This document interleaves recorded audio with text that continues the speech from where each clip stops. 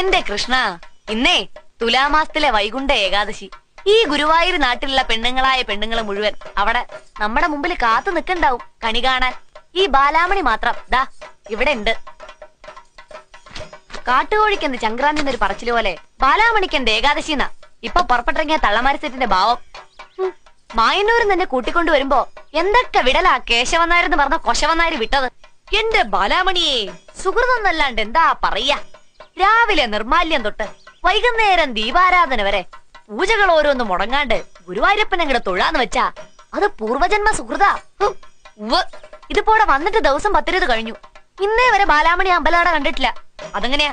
നേരം വെളുത്ത അന്ത്യ അവിടെ ഒരു വിളിയല്ലേ, ബാലാമണിയെ ബാലാമണിയെ ബാലാമണിയെന്ന്. എന്റെ കയ്യില് കിട്ടട്ടാ തന്തേനെ, ഒരു സുഹൃതക്കാരൻ.